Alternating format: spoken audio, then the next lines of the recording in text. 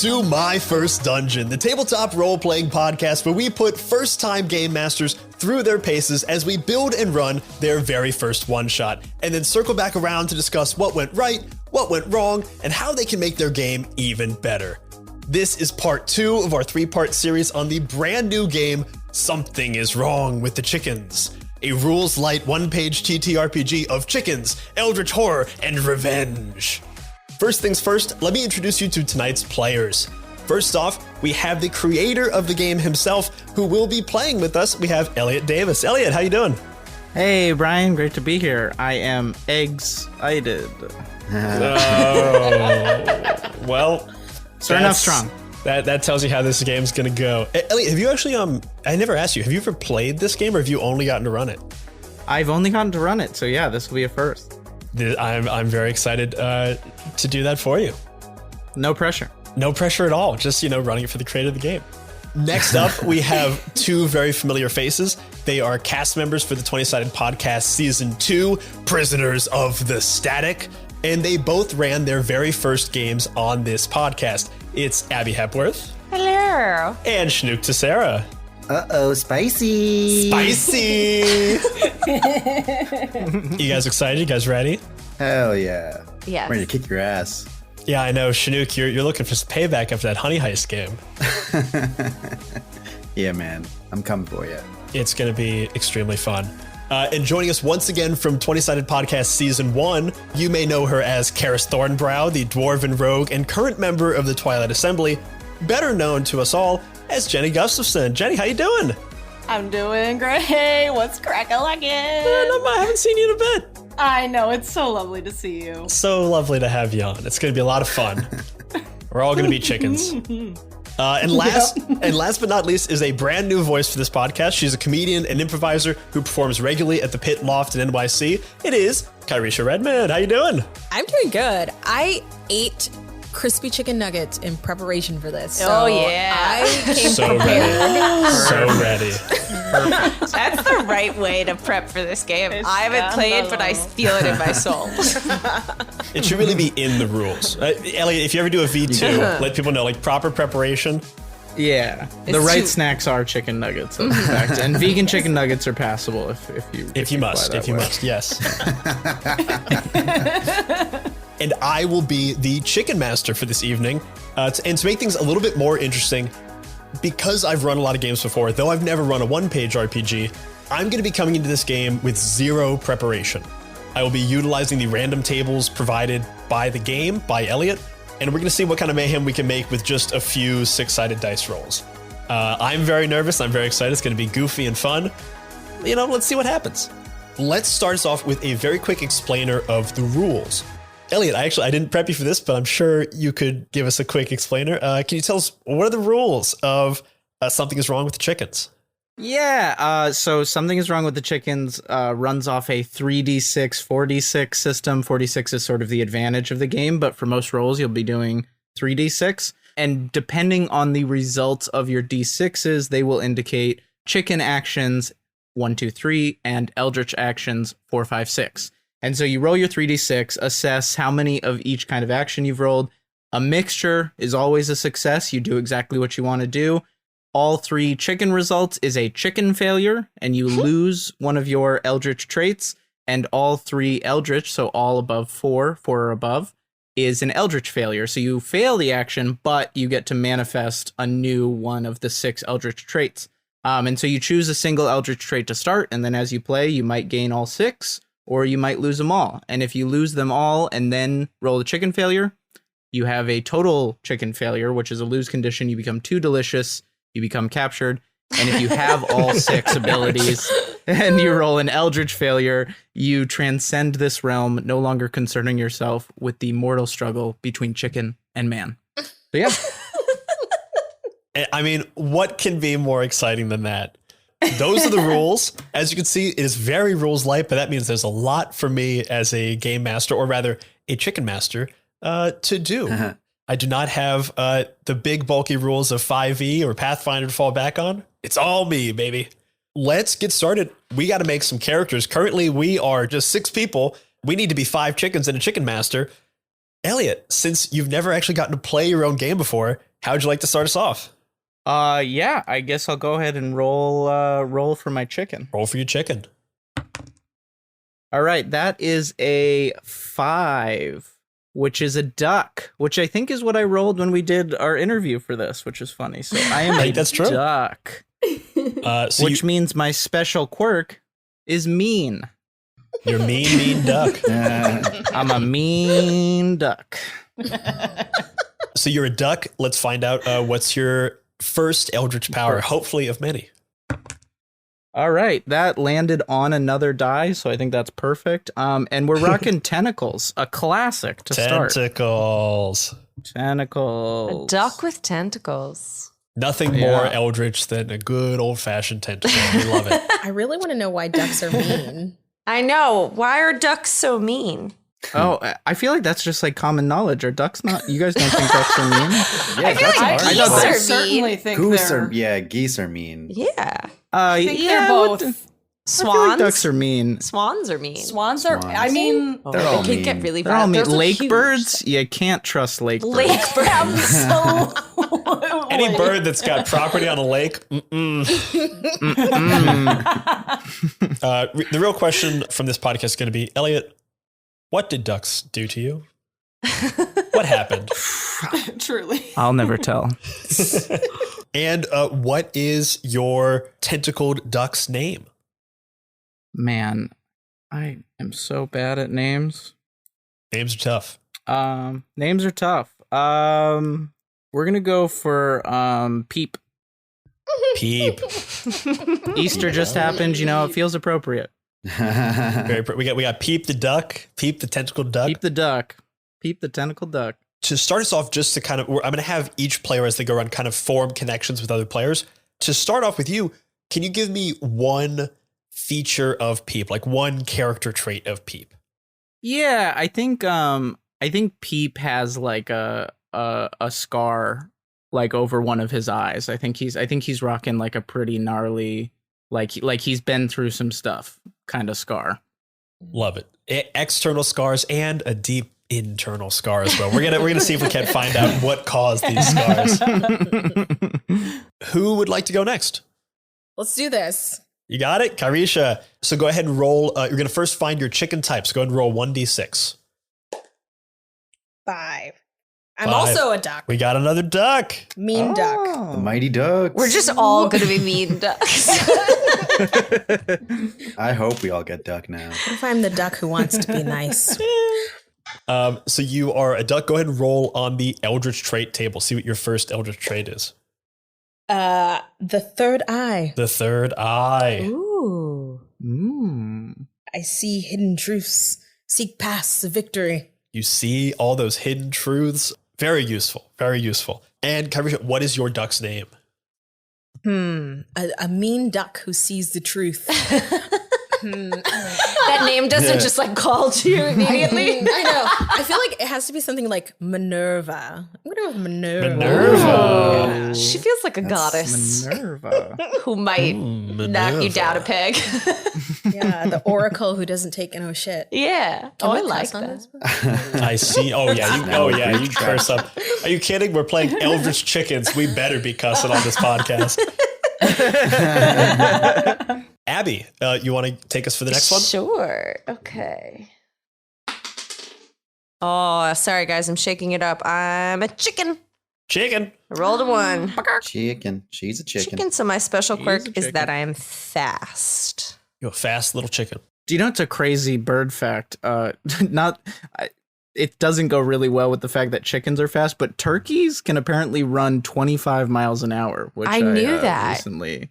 It's found. wild. Insane. They're fast buggers. Apparently, Shenuque, you know this better than I. Apparently, there's like a turkey infestation on Staten Island. Like that's a Yeah. problem.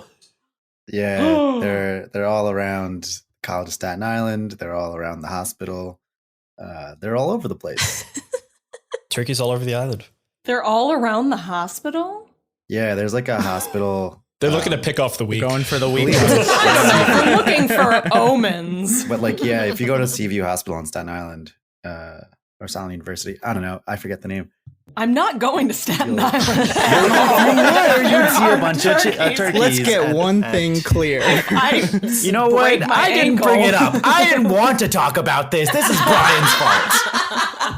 Damn I was it, Brian. forced to talk about this, okay? I got a bunch of New Yorkers. I knew we could get someone to start shitting on Staten Island. I knew it. Abby, you are a chicken. You are fast. What is your eldritch trait? Scales. Scales. Truly terrifying for I a am feathered a bird. chicken with scales instead of feathers. You know, Are they you could just have both. mixed in there? Could be under the feathers. It's Could be up to over you. top the feathers. Oh, gotta be a mix. Yeah, I think it's like a weird rash that's spreading. And Scaly the rat. feathers are all being slowly replaced by scales. Oh my god, I love it. Hardened to a diamond, sharpened to a razor. You have a slowly scalifying chicken. Yeah. You're very fast, but you are currently nameless. What is your chicken's name? I'm trying to think of itchy, rashy, like a rashy name. Yeah. Yeah, No, we're, what's a rashy we're name? gonna go with 100 Wendy. rashy names for newborn babies. You're going with Wendy? Wendy. Wendy the chicken. Wendy. Wendy. She's fast. We love it. Shenuque, you want to go next? Yeah, sure. You really abandoned that persona really quickly. That's I just can't have that much energy for 2 hours. Okay, let's do it. That's a 5, baby. That's a duck. I'm a duck. That's a Oh my duck. God. I now really Oh my hope that I'm God. the only not duck. We got a flock here, baby. Flying V. The flying V, baby. We can make a V. That's Gordon great. Bombay, baby. We got a third duck. What is your eldritch trait? Currently, we've got a duck with tentacles, a duck with a third eye. Let's go. That's non-Euclidean geometry, baby. Non-Euclidean. What does that mean? It means whatever you want it to mean. I'm gonna be whatever shape I want to be. It is a type of geometry that does not follow like the rules of geometry by which we perceive the world. Yeah. So like Mind melting geometry. If you Okay. mind melting okay. geometry, like looking around a corner and seeing different areas and not being able to move in straight lines. Is it like who's the guy who did the MC Escher? Yeah, a Very little MC MC Escher, Escher-y. Yeah. Okay, cool. Yeah. But it could mean, shape shifting. It could mean seeing through you. We're gonna find out what it means. I'm excited. Shenuque, you're a non-Euclidean duck. As you are. What is your name? You know what? I'm gonna be. My name is Papillon. Papillon, butterfly. I'm a French duck, baby. Hell yeah. They're extra mean. They're meaner than the non-French ducks. That's exactly why I picked it. Did you also escape from prison? Oh, big time! I did. We have 3 ducks and a chicken, and we have one more player yet to roll. Jenny, tell us what kind of chicken you are. All right. Fished what I wished. I'm a nugget. We got a nugget. I really thought you were gonna say duck, and I was like, damn it!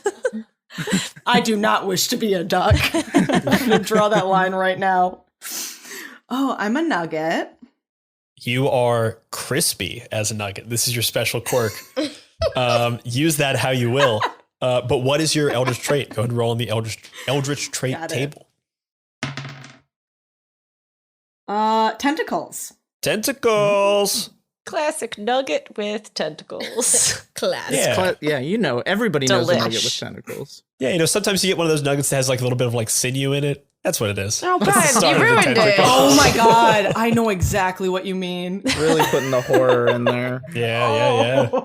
Bring it into the real world. We got a tentacle nugget. Jenny, what is your nugget's name? My nugget's name is Dintel Vorg. Dintel Vorg. Yeah. Of course. We're allowed to have last names, right? Yeah. Only nuggets have last names. You can have middle names if you want. Ooh. Oh, man. All right. I want to come up with a name now. Okay, we have our characters. Now is the fun part for me. I'm going to roll on the chicken mastery tables to find out what our scenario is. So first off, I'm going to set the scene for us. You guys find yourselves at a state fair. There's currently a best in show chicken competition happening. A lot of stuff happening at State Fair. Are there butter sculptures? There are absolutely butter sculptures. There's a butter Last Supper with butter on the table of the Last Supper. Amazing. So accurate. So accurate to the time. Period accurate. Let's find out what the chicken fried steaks are for this adventure. Chicken fried steaks. That's in the game, baby. That's all Elliot. I'm just taking it. The chicken fried steaks, I rolled a 1. There are elder chickens being held hostage in the back room. We must preserve their knowledge.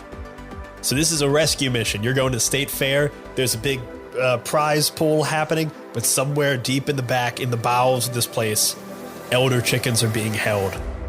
Before we start on our adventure, let's assume that you guys already kind of know each other, just for kind of speed of the game. Yeah, you are 3 ducks, a chicken, and a nugget, heading to the State Fair to save some elder chickens and the knowledge they contain. What's the deal, guys? Who's leading this charge? How'd you guys get together? How do you guys know each other? And what's kind of the first move before we start this adventure? I mean, there are 3 mean ducks, and I feel like they're ducks. probably very pushy and we're going along. But I could be wrong. I feel like maybe there's a prophecy. Oh, a prophecy. Oh, I like a prophecy. Oh, for sure, for sure. Duck with a third eye. Minerva does love her prophecies. That's canon. True. That's true. We got a prophecy from a duck. Grab it on some duck friends.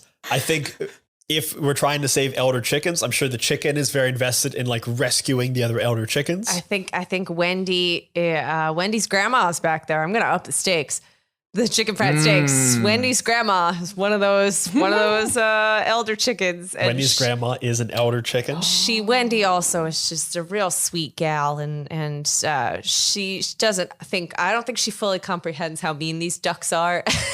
And how she's probably just going along with them because she's scared to say no.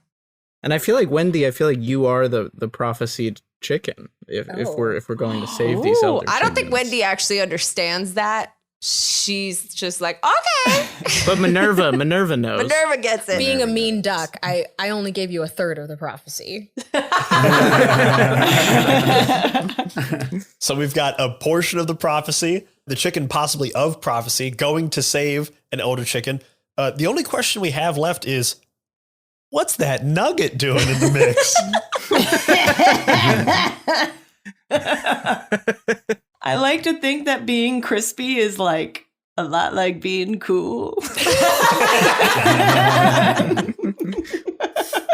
And that maybe I'm digging the vibe, part of something bigger that could be really crispy. So maybe I'm Nugget just deals drugs, I think. Wait, can everyone repeat their names one more time? We've got Elliot is Peep the duck. Kihresha is Minerva the duck. Abby is Wendy the chicken. Shenuque is Papillon the duck. Papillon the duck. Papillon. And Jenny is Dintel Vorg. Vorg. I feel like Peep and Papillon are like Minerva's muscle. Like Yo, Peep. we've been following. We used to use Minerva to run a feather reading racket, and then the prophecy came up, and now we're like, well, as long as you keep paying us. I do like that you could interpret crispy to me, it means different things to different people, I guess. Oh yeah. I like the crispy meaning cool interpretation. That's great. I also like that it feels like Jenny's interpretation of cool is a little bit of a beat poet jazz thing. Ooh, that's crispy. Crispy. I very much am Crispy picturing cats. that nugget wearing a beret. Peep and Papillon. They I'm both just smoking sound cigarettes French. all They the time. do. Papillon's got the cigarettes. Peep's got just a big, mostly used cigar that he just lets sit in his mouth. And we both have a gambling problem. They got slots at this state fair. Classic state fair thing. Having slot machines next to the Buddha sculptures. If you want to gamble at State Fair, just eat a fried Twinkie. You know what I mean? Hey. Hey, Bada bing. there's nothing you can place in a state fair that I would be surprised about. Right. Everything belongs at a state fair. Everything. There's no surprises in that everything is a surprise. Even 3 ducks, a chicken, and a nugget. Is this a human state fair? We open on the Ohio State Fair. Oh no! Here we go. You guys see the big archway as you're walking through what is a giant field parking lot. There are a bunch of cars everywhere, and you see the big archway that says Ohio State Fair, and behind that big archway, you can smell the familiar and strange smells of deep fried fucking everything. You for sure smell Twinkies, Oreos, pickles, and for some of you, deep fried entities of your brethren. You smell deep fried turkey legs, deep fried chicken. You smell nuggets. You smell duck. You see crazy slides. You see those like chair things that spin around really high and go do do do do do do do do. And you see a bunch of people having fun and laughing, but you know somewhere deep in this state fair, there are 3 elder chickens being held, containing knowledge beyond reasoning for chickens, for ducks, and even for nuggets. And you know that they must be rescued before nightfall, because you know that there is a big best in show competition. Pretty much no matter who wins, everyone's getting eaten. Oh my. There is a ticking clock, and you don't know where to start, but you see those big archways as you begin to make your way in. As you guys head in, what do you guys do? Oh, well, I don't know where she is, but my grandma's back there, and we gotta find her. We gotta find her real fast. This is the place. I can feel it.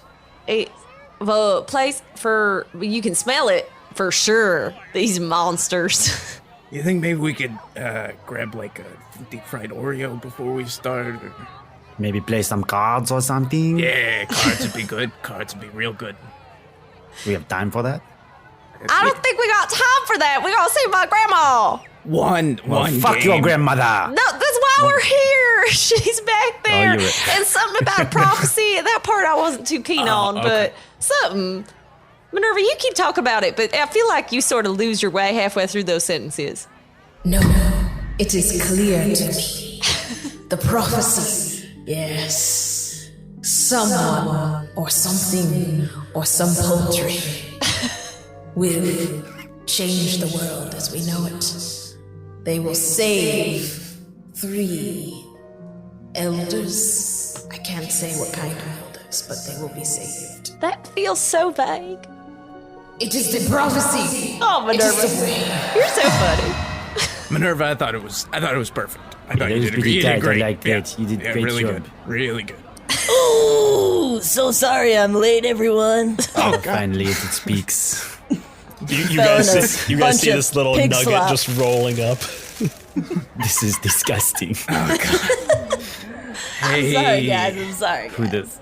Dentel, I'm real worried about you in this state fair because, well, I know that the rest of us are in danger. You feel much more like there are people who might just pick you up off the ground and eat you. You see, what you got are preoccupations. What I got is a will to have fun. So one round of cards, or Yes, I think we have time. Is that our cards in the prophecy, Minerva? There I see flat things that can be shuffled, that may or may not help in the mission to save the perhaps 3 elders of poultry descent. Yeah, that's good enough for me. Let's do that. Fuck, I'm in New Zealand now. Fuck. I tentacle up Dintel onto my shoulder, and I'm like, all right, let's go see if we can find ourselves. Now I'm Southern. All right, here we go. We're shifting accents, everybody. That's just All like right. a thing that ducks do. They have all sorts of different accents that fluctuate all the time. That's just They're like mean, well known. and they have multiple accents. Those Yeah. are 2 biological facts. Yeah. It's all a ruse. You guys see Peep the duck grab some tentacles, put this nugget on its back, and you guys head into the state fair. As you guys are walking in, you are getting a few like weird looks. This is Ohio, but you are just right outside Columbus, so there's enough city folk around who are given like a couple of ducks, a chicken, and is that a nugget on that thing's back? Just walking through the main gates, a bit of a side eye, but there's enough country folk around as well who are like, whatever. Everyone's having fun. You think at the moment, you're getting weird looks, but no one is too suspicious of you. You have a little bit of movement as you move through this area. Can I turn into a human shaped duck to make it look like these are mine? That I'm just bringing around the fair. Go ahead and roll. This will be our first roll of the game. Go ahead and roll 3d6. Okay. At first, I was like, how the fuck is this a legitimate request? Because I forgot that you can just bend geometry into your will. I can do whatever I want. I was like, I don't understand where you're coming out of left field with this, man. Cool. I got a 1, 3, and a 5. 1, 3 to 5. Okay, so that's 2 chickens and 1 eldritch. That's a mixed roll, so that is a success. What does it look like as Papillon transforms in the middle of this state fair entrance into a humanoid duck creature? It looks disgusting, like absolutely grotesque. Like bones are like just getting reconfigured, and it is. The stuff of nightmares. I don't have the words to describe how gross it looks, but he turns into like a regular like a very hairy, like almost not like a perfectly look like human, but like there's still some feathers on him and stuff, and there's like a cigarette still popping, like just a one like cigarette is clearly popping it. Like that looks perfect. Everything else is kind of like, that's a weird looking guy. There's this weird looking like mallard colored man with just like a stray feather sticking out of the middle of his cheek. Just one feather. Just So foul. But that I is think Peep is very supportive and it's just like, you look great. You look great. Papillon. No notes. Thank you. Thank you, my brother. That is an insane thing. You look crazy, but with 2 chicken rolls and 1 eldritch roll, that is a success. So you're getting some looks, but it's a state fair. You've got like it's kind of, you're pulling it off as if it's like duck cosplay kind of. It's Ohio. Fuck it. I see love in your future. Ooh. As you guys are walking in, kind of checking out this place, you see amongst the fair-going folk, a bunch of people, smiling and grabbing onto corn dogs and hot dogs and deep fried Oreos and grabbing, rolls of tickets and riding rides. You see a number of folk not dressed for merriment and not with like joyous faces on. You see them walking and they're all wearing these like beige boiler suits that all say like state fair personnel on them in like a patch, walking kind of back and forth between stands, seem to be like checking in on each of the stands. At each time you see one of these guys kind of pass by a stand, all of the carnival workers at the stand who are like happy and having fun, they see them approach and they kind of like tense up, and then they have a quick exchange and then they move on to the next one. But they're definitely suspicious folk. Can I Wendy wants to use her speed to boogie on ahead, and she gonna pop on into one of them stands and try to take a listen to the conversation before a guy gets over there. Go ahead and make a roll. Just see how. So I roll 3 dice. You roll 3 dice. You're looking for a mixed roll. So I got a 2, a 3, and a 6. okay, there we go. So that's 2 chicken and 1 eldritch. Okay. You run over to this area and you hide attempting to like listen to this area. How does that kind of manifest? Like how are you using a combination of your chickenness and your eldritchness to do this? I think so. Wendy she scurries on over. She's kind of always moving. Like even when they were walking as a group, she'd like scurry ahead and then scurry back and scurry ahead and then scurry back and doing like loops around them. So she's just like kind of going around and it's the kind of thing where like if you were a person, you'd see her and be like, get that chicken out of here. But then you look and she's not there anymore because she's just so speedy. Yeah. And then her scales, which are slowly creeping up her body, are kind of shiny. But it means she can like use them to reflect light and like blind people a little bit. So they're like, oh, what is that? And then they look away. And then by the time they're able to look again, she's not there anymore. She's constantly in motion. You guys see this chicken like the rainbow fish just darting around people's feet. Anytime something looks down, one of the scales, like independent of Wendy herself, just like flicks up, catches the light. So you're just seeing like essentially a disco ball, but like all training on people's faces. So all you see is this path going by of everyone going, oh, and looking up away from the light. So you guys can clearly see her path, but no one else who's around her sees her. You hunker down in one of the upcoming booths. You happen to be in a deep fried Twinkie booth. And I'm safe over there. Yeah. I'll avoid a meat. You're safe over there. Yeah. And you see they look tempting. These people have like they've got the normal deep fried Twinkies, but they also have like clearly custom made deep fried Twinkies. They are like the size of a full cake, and this is like the specialty at this stand. That's awful. You hunker down, kind of waiting, and pretty soon one of the boiler suit workers comes over. And you hear a terse exchange from the two. The carnival worker kind of starts, goes, "Hello, everything's going fine. What can I do for you?" And the boilerplate man, this kind of like beefy gentleman, you can see like hair poking out of the chest of this like partially unbuttoned boiler suit. "Are you ready for the event tonight?" Yes, I believe we have everything prepped for our side. It should be. You are sure? You don't want to disappoint us? No, sir. I really don't. Everything. Let me just check. And you see them kind of like open a ledger, and they kind of like scan their hands down and go, I think everything's good. Be sure that it is. And the boiler suit gentleman turns around and walks towards the next stand. And Wendy, you see this like small like teenager who's working at the state fair just visibly like deflate.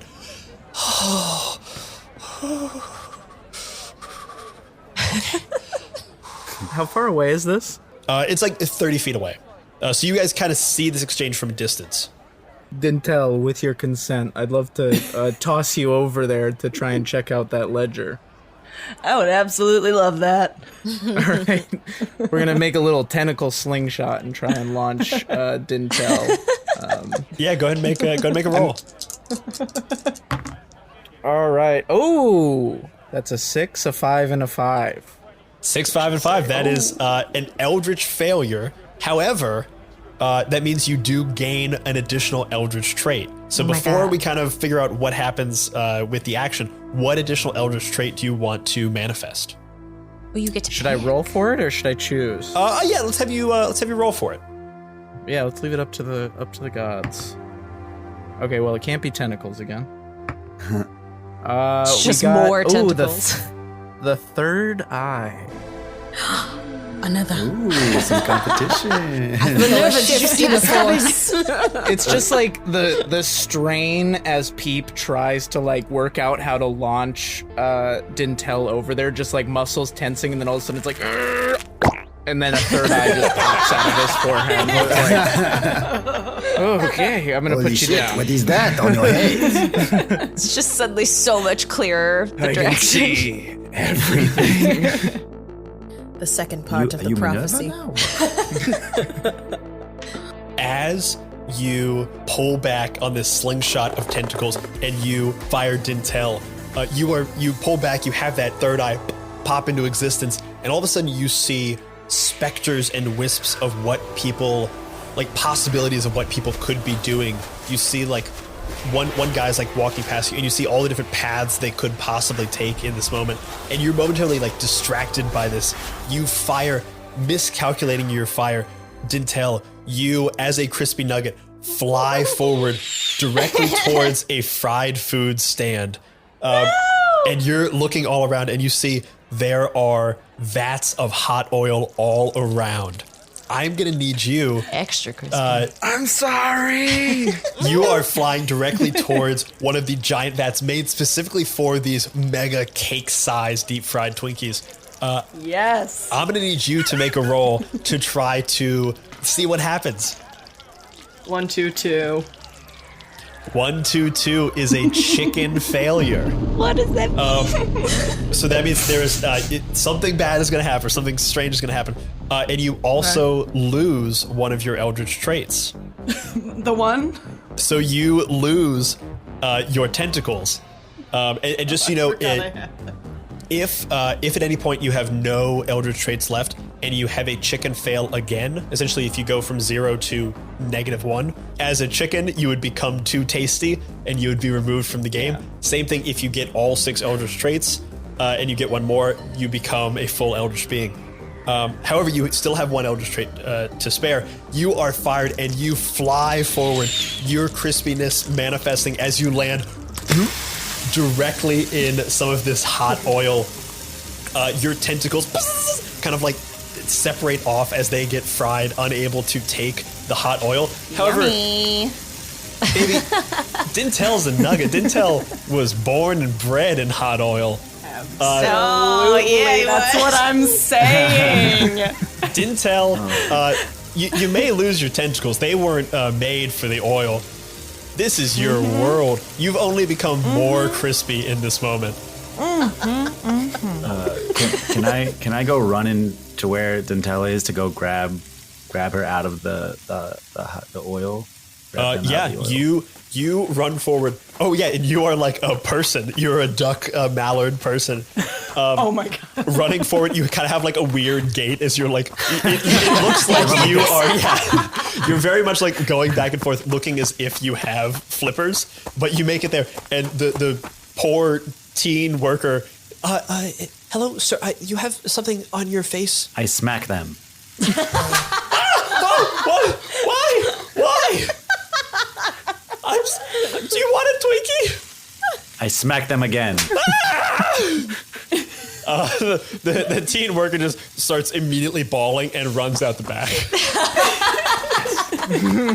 I thought this would be a fun summer job. It's like, I feel like Minerva just like wandered off behind the factory worker person and like tried to like catch them as before the door closed into wherever they went.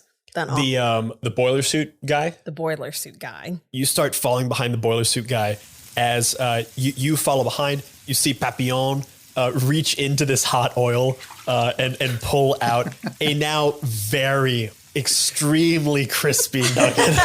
This is a nugget at McDonald's you would put back.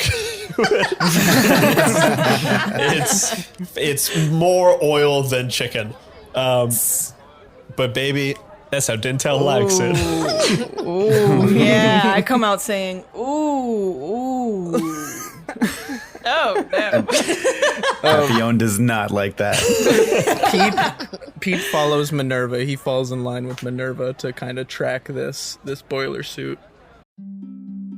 Midnight Muscadines is a cozy, dark tabletop role-playing game where light and shadow intertwine in a fractured world.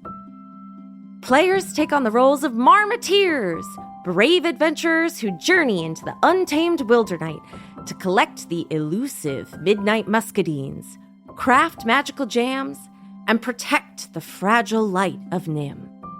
Through collaborative storytelling and resourceful gameplay, players weave tales of courage, community, and the pursuit of balance. Will you preserve the light, uncover the truths hidden in the shadows, or reshape the balance of the world forever? Midnight Muscadines is perfect for fans of Studio Ghibli and Sea of Stars, who seek to capture the magic of exploration and the heartfelt adventure in a world where small heroes make a big impact. Play Midnight Muscadines as a traditional GM'd game, GMless, or even solo. Midnight Muscadines is crowdfunding now on BackerKit. Join the campaign at pandeongames.com/muscadines. I'm Quinns of tabletop role-playing game review show Quinn's Quest, and this is Play to Find Out. Play to Find Out is an actual play podcast that brings notorious old games from the 80s and 90s back to the table. Each season of Play to Find Out, I'm joined by Emily Johnson and Rob Morgan. Good? Nervous? Yeah. You both looked at each other really concerned, like you think what's about to happen is going to be unpleasant. And frankly, I think that's rude. And together, we explore the TTRPGs of ages gone by. Our goal, to separate the TTRPGs that deserve to be remembered from those that maybe don't. Can I don't know, Emily. It was the 80s. Also, A lot of people were on cocaine. We blow the dust from decrepit systems to learn how they work. Your 100 on the encounter table bursts out. Right, you've encountered a fog. Get ready. Don't laugh. There's one get ready for a fog. Don't laugh. Encounter their unique quirks. I do finger guns to cover up how I wince. A weird thing happens as you do finger guns. Oh no.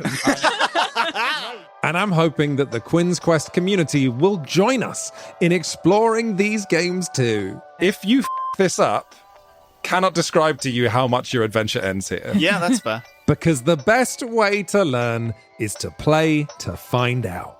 Play to Find Out is available now on the Quinn's Quest Patreon, but the first episode of each series streams for free on the Quinn's Quest YouTube channel and wherever you get your podcasts. Anyway, you failed the Earthtech roll, and you made jokes while I was doing my exposition, so you don't get to hear any more. Oh, no. Come on. I was shook as...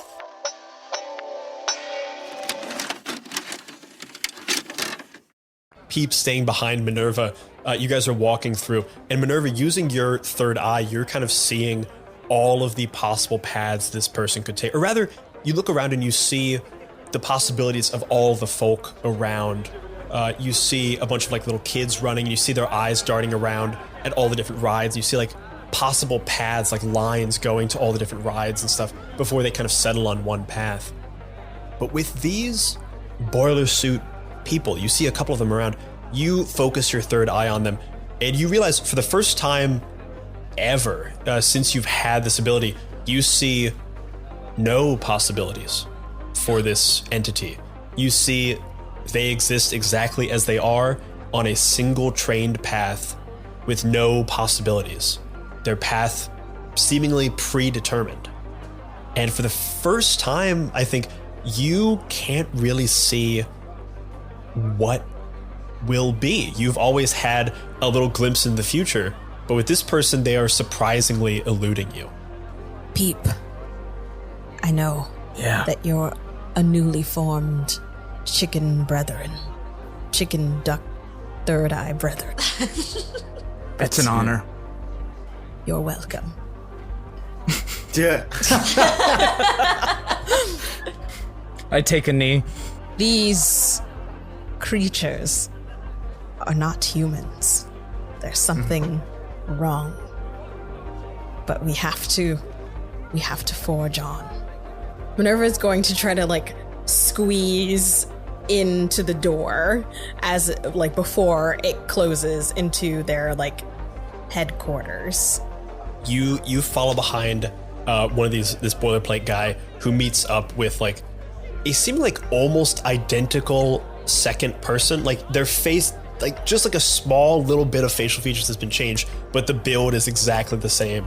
You see them going into like one of those state fair buildings that is just like always around year. It's just like rebar and sheet metal.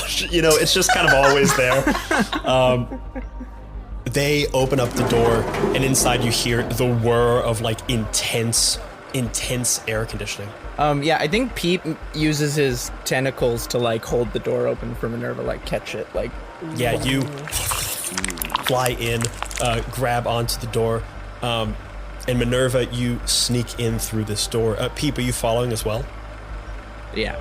Minerva's definitely one of those people who just like walks without like any wherewithal of anything. It's just like, going. You have one eye trained on what you're looking for, and your peripherals just disappear. Your field of vision becomes about 10 degrees. He's got like a peacock tail of tentacles up, ready to like fuck with anybody who fucks with Minerva. Peep just, the tentacles kind of surrounding Minerva, almost hitting all the areas of her peripheral vision that she's not able to see at this point. Just this crazy crown of tentacles. Minerva, as you enter this area, roll me an Eldritch check. 1, 2, 4. 1, 2, 4. Okay. 1, 2, 4 is kind of 2 chickens, 1 Eldritch. What do you do as you enter this place? I'm gonna try to get a reading on our 3 elder chickens to get a sense of if they're here. You see these guys enter, they move into the center, and you kind of scurry off to the side with Peep, and you kind of hunker yourself down in a very like duck in a nest position, and you close your 2 normal duck eyes and open your 3rd eye wide, kind of getting like a radar pulse of this area. As you enter this area, you see the bright fluorescent lights illuminating a butter wonderland. This is there's a large competition every year of butter sculptures. You see butter cows, you see a butter Last Supper with butter in place on the table. You see a butter Empire State Building, or rather you see a butter Levesque Tower, for anyone who's Columbus native. You see a butter horseshoe, the Ohio State Buckeyes Stadium. Oh my god. And then in the center, there is one that's a little more unassuming, and it is just a giant butter cube. Like a monolith, or? Yeah, very monolithy, very Plinth. very plinthy from 2001 Space Odyssey. You just see this massive block of butter. And as you close your 2 genuine eyes and open that 3rd eye wide, you see these 3 men kind of stop at this plinth. And as you open your 3rd eye, you see something you would not have seen with your regular eyes. Some kind of non-Euclidean tentacle come directly from their chest and go into the plinth. And as that happens for a moment, the moment that the tentacles breach the plinth, you feel a faint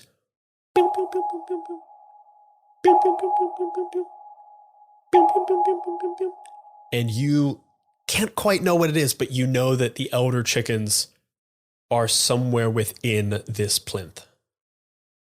Peep. Do you feel that? Yes, You do feel it? I do. I had my doubts about you, Peep. I had my doubts about me too. But when I first met you, I thought you and Papillon. It's not that hard to pronounce. I'm sorry. He just gets it a lot, I just wanted you to know that I see your potential now. I thought you and Papillon were just 2 kind of idiot ducks. Ooh, damn, Minerva, you're kind of elitist. I'll be honest, that kind of hurts my feelings. But yeah, thanks. Happy to serve. Thank you. We pull back from this scene, going back to the sizzling of the deep fry oil that's still like dripping off of Dintel's skin. Dintel's still both crispy and smoking hot.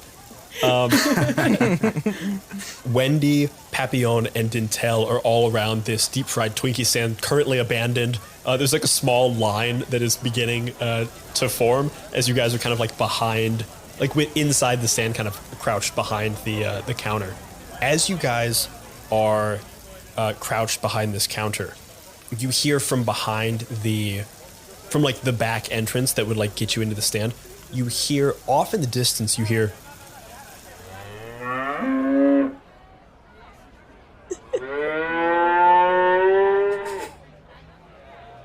And then you hear the sound of like a bunch of cows in the background. You know that somewhere, usually at state fairs, there are, cow competitions, there are butter churning events. Is it like dog competitions where they make them run an obstacle course? That is exactly what they do. They make the cows run an obstacle course. They go up That's the what Ohio things and is down like, the things. right? Yeah. Yeah, it's also like horse competitions. You ride the cows. Oh, yeah.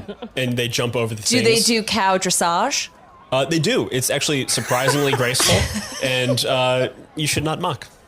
Oh, I would never. You hear the cows moo, moo, and then you hear something very strange. You hear a cow cluck. You hear a very deep You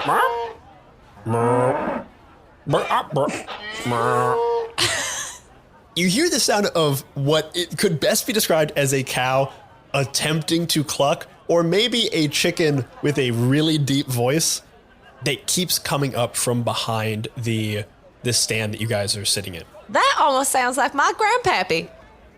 He had a real deep voice. He also had a lot of indigestion, so he would burp a lot. That could happen for chickens. Wendy? What? Papillon, grab Gentile. Let's go see if we can figure out who that is. Papillon puts Dental in their little feather pocket. Actually, man, I'd prefer to roll this time. Okay. He throws Dental on the ground, kicks it a little bit. I also really like the idea that violently. That your feather pocket is still just made of like duck flesh. Like you don't have a shirt. It's just you. Like you created a kangaroo pocket. I feel like the heat of me has crisped like his skin on the left side of his chest. It's a little cooked. It's got like a delicious scent. Also, is coming your off. hand just fried at this point? Yeah, I have a fried hand. That's canon. You got this crunchy I feel no hand. pain. Just formed into a gripping fist. Are there people like in the stand with us? The only worker in the stand was the kid that you slapped. So Okay. the stand is currently empty. There's a line of people who are starting to get a little rowdy as a chicken and a nugget start exiting out the back. And as you stand up, a bunch of excitable Midwestern folk. Oh, well, hey there, can I get a... That's not Midwestern. I should just do my regular accent. Wow. Just do Noah. Well, hey there, can I get a deep fried Twinkie, one of those big ones? I take a bunch of the Twinkies and I look at them and I put them in my pouch, my flesh pouch. The other flesh. You start putting it in what looks like a breast-sized pocket that's like full of feathers, but you just keep putting them in there. So the first one goes in, the guy goes, well, okay, I guess I don't want that one. And then you put like 3 or 4 more and they're just bulging out of your body. God. He goes, oh God. You know what? I think I'm a vegetarian now. I need some honey. Where do we get a salad? I need a salad. For the first time in the history of the Ohio State Fair, there is no line at the deep fried Twinkie stand. As you do that, go ahead and roll me a check. 146. 146. Okay, so you successfully, with a combination of duck and strange non-Euclidean geometry, freak these people out, and they run off, and you guys exit out the back. And out the back, you see a large black and white cow who's just standing there kind of like pawing at the ground.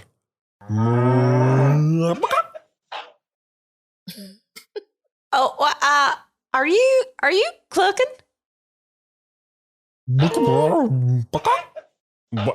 Wendy? Do we know each other? I'm not great with faces. You don't recognize your grandfather? Grandpappy! What? Yeah. Grandpappy Where is she? You've been missing for like 4 years. We all thought you were dead. Haven't been dead. Been a cow. How'd this happen? Oh, Grandma's gonna be so pleased, except she also might be dead soon, so there's that problem. It's much worse than you think. Wait, you know where Grandma is? I've been trying to save her myself. They're fixing to turn her also into a cow. What? Who? Where? I don't know. But I gotta tell you, I think the knowledge of our elders will be lost if she's turned into a cow. You know, she's been trying to tell me something pretty much ever since you disappeared, but I just don't have any patience, and so I was running loops. You should really listen to your grandmother. Yeah, I was just not that patient of a gal, and you just gotta come out. It's just 20 minutes away. You just kind of 20 walk minutes. over I to can run her. 20 minutes. I'm saying we'll only live 20 minutes away off farm from Have your you farm. been 20 minutes from me this whole time, Grandpapa? Hello, I'm so sorry. I'm so sorry to interrupt. I Oh, hate rude me. both Yeah, of this you is Peppy. so much. You're both so fucking annoying. Can you just tell us where the fucking chickens are? It is a strange. Well, they're doing something weird in the butter area. Okay, great. Let's go, Nugget. Fuck you, Wendy. Oh, that's just French. It's French for saying that's my friend Wendy. Yeah, he told me this a bunch. He told me this a while No, ago. that is English for fuck you. No, you're so funny, Peppy. What? I can't keep up with these kids' slang anymore. Oh, Grandpappy, you're so funny. You did say bukkak. Did you? Whoa. That's what the kids say now, right? I don't Bukkak? think we should Cock, press your bukkak? grandpa anymore. Well, Grandpa, I'll be back for you in a little bit. I just gotta go see Grandma. I'll see what she's up to. Maybe listen to her for a little bit. I'll slow down Actually, a little really bit. quick. This whole time, she's Nugget, also just like going in between the cow's legs in like Just a figure eight. running in. Wendy, calm the fuck down. Nugget, can I ask you a maybe offensive question? Absolutely. Can all nuggets talk, or is it just you? No, all nuggets have the capacity to talk. So if we went to like the nugget station, could you maybe rile up all the nuggets to get a little nugget army for us? I absolutely could, but I do have to warn you. Talking to nuggets is like going to a freeform jazz club. All of us have seen death and kissed her on the mouth. We're all deeply connected to life's intricacies and outricacies. Well, you are I'm absolutely taking you to a nugget station now. I need to see this. I am so sorry. Papillon, you're my best friend.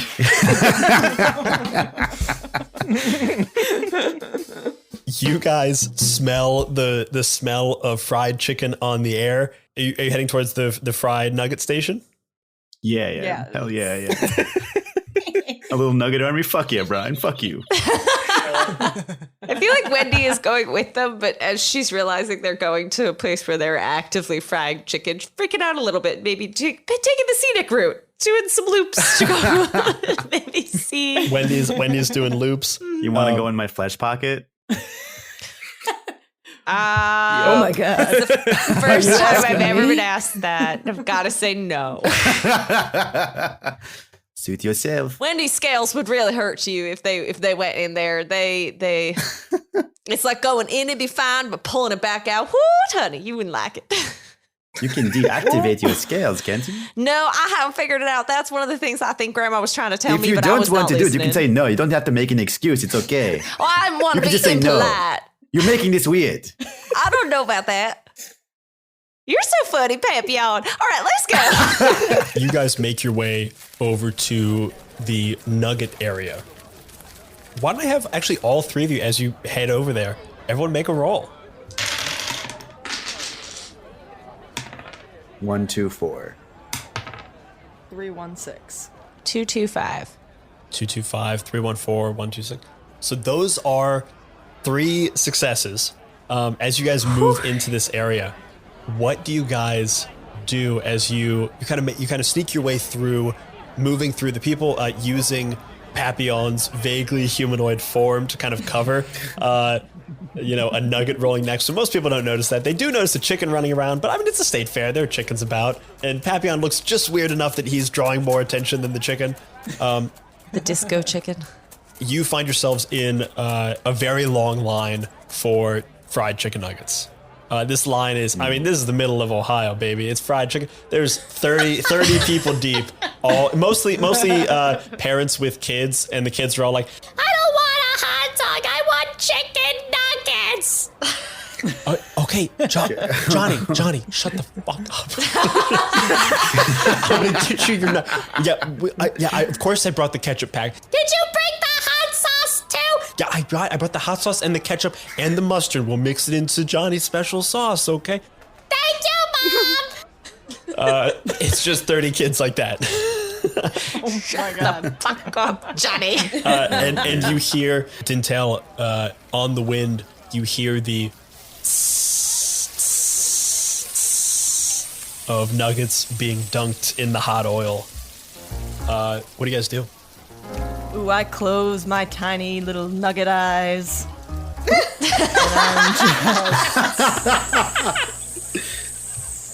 I'm rolling, but I'm completely closed and I'm feeling it.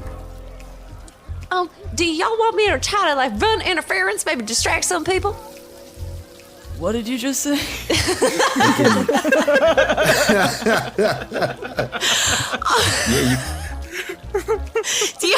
Y'all want me to I truly did not understand you. do y'all want me to distract some of these people, make this line a little shorter, maybe make everybody go over there? Yes, that would be good. Does Wendy's see any kind of a area where there might be music or a band or a stage nearby? This is a state fair, baby. Of course there's a band playing. You've got the local QFM 96, Wags and Elliot in the morning is, I'm showing my age, 'cause I think Wags and Elliot have been gone for a while. Wags and Elliot in the morning hosting. All right, Wags, we got coming up next is the Dan Orr Project. These guys are going to be a lot of fun. This is like a Weird Al type parody band. These guys are going to be singing our favorite song, Tom Cruise. Come on up. And they start singing, well, your name's Tom Cruise. You jump on my couch. Your squinty-eyed smile looks like Oscar the Grouch. What? This is a real This is a real radio station, real hosts, a real band, and a real song. I really thought you were just making this up on the fly, and then you sang, and I was like, what? Jeez. You hear these dad rockers start playing music. What do you do? Wendy wants to scurry on over and see if she can change the audio track to Lady Gaga or something. Go ahead and roll for it. Okay. And if you're trying to be fast using your chicken ability, you can roll 4d6 and take whatever 3 you'd like. Okay. 2, 3, 4, 5. So it kind of doesn't matter what combo, right? 2, 3, 4, 5. Oh yeah, that's true. So yeah, this is a success. How are you using both your chickenness and your scales to kind of do this? I think Wendy is gonna try to run across all the audio equipment super, super fast, and she's gonna try to shed some of her scales and shove them into various points so that you can't it's gonna take some effort to loosen everything and put it back where it was. In the hopes that Lady Gaga song comes out. Using Wendy's scales, Wendy's a really big fan of Lady Gaga. Scales just shoot out of Wendy into these various audio ports. Sorry, Roy. Just scared our cat. Shoots out into all these various audio ports, severing a bunch of the microphones and plowing directly into the. Or I guess I could just cause dissonance. No, these things sever some of the microphones, so the Dan Orr Project cuts off midway through. Little Jugs Need Lovin' Too. Oh God, it's really for the best. Not my songs. You wish. And fire into some of the audio ports, and all of a sudden they begin sparking back and forth, and you hear this distorted, insane, creepy version of Rama. And then I want to try to like spin in a circle super, super fast to try to look like I'm an actual disco ball to get people to be like, oh my God, what's happening over at the stage? We should go check that out. Yeah, with your previous role, you are catching the light, and it's like 5 p.m. right now, and the sun's still pretty high, but somehow all of these different multicolored lights are reflecting all around, and the whole crowd is kind of going, man, the Dan Orr Project is really killing it right now. Let's go check out what's going on over there. And you see a bunch of like all the parents are pulling their kids. The kids are going, no, but I want chicken nuggets. No, we got it. Look, lady. It sounds like Lady Gaga. You like Lady Gaga. No. And all the parents start pulling their kids over. You guys find yourself at the front of this line. There's another teenager who's serving chicken nuggets. Goes, hi, how can I help you? I'm really excited to serve you some nuggets. How many nuggets would you like? 4, 6, 8, 10, or... Why? Whoa! My man, this is the nugget state. This is the nug spot, okay? You want 4, 6, 8, 10, 12, 20, or 100 nuggets? Let me help you out. Let me get you... What kind of nugget can I get you into? I can't talk to humans, right? That's the rule. You can kind of like make some weird sounds. Tell me, what do you try to do? Here's what I'm going to do. I'm going to take out Don... Wait, Don Charles on the floor. Wait, are you rolling around? What's going on? Oh, me? Yeah. Yeah, I'm kind of like propping my body up on the side of of the nugget area. I'm kind of like, you see me like kind of throwing myself acting back. that you're doing for the chicken nugget, because it is just... You are really putting your all into this role, and I appreciate it. Thank you. It's a really real trying weekend to at throw some Bernie's. weight. Very that. Okay. I'm gonna pick up Dontrell, throw him into the little nugget area where the nuggets are, and I'm also gonna take out some of my fried Twinkies that I put in my little pouch, and then like gesture them towards this kid as if we're trading or something. Can I have both of you make a check? You think that's a crispy check for Jenny? So in case. Oh yes, crispy check. So you can roll 4 and take whatever 3 you'd like. 2, 2, 6. 3, 6, 6. 3, 6, 6. And Shenuque, what'd you get? 2, 2, 6. 2, 2, 6. Papillon, you, without a word, reach in like your whole arm into this breast pocket pouch and pull out what should your breast pocket was like flat. You reach in and you pull out a perfectly formed deep fried Twinkie and just like slowly move it forward, offering it to this teen. The teen kind of looks at you, face still red from the slap, looks at you and goes, oh, all right, I see how this is. Okay. Yeah. Yeah, we can deal. I can get you. I'll get you a 5-piece for one of those. I smack him again. Oh. All right. I see you mean business. I'm a businessman. I see you're a business person. They kind of like look you up and down. They're like not sure what to make of you. All right, and they start pulling out nuggets and throwing 10 of them into a box. As that's happening, Dintel, what are you doing as you land directly in a giant like heat, warming tray filled with at least 150 crispy chicken nuggets? I immediately let out like a hey brother, and then they all respond, scuba da boop boop, yeah. And then it's like you hear just a bunch of nuggets as one of them from the back goes scuba da bop bop, yeah, and then all the nuggets just start going. I Life, start baby. somehow Life. somehow addressing them all by name. Shermzo, Crableg, Darful, Victor. What's up? Darvel looks at you, kind of pops up and goes, "Hey, how's it going? Life, it's crazy, right? Yeah. Mind if I pop a squat in the middle of this wild flow? Yeah, come into the share circle, baby." And you see Darvel and Victor and Crab all kind of scurry up around. "How's the outside world? Tell us, what kind of secrets have you discovered on the other side of this crazy void we call the world?" If I told you, you wouldn't believe me, but here I go again on my own, just like the song they played earlier at the state fair. We love that one here.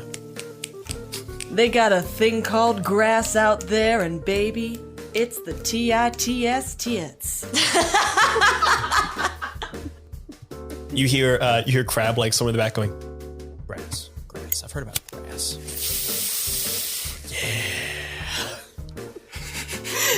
Yeah.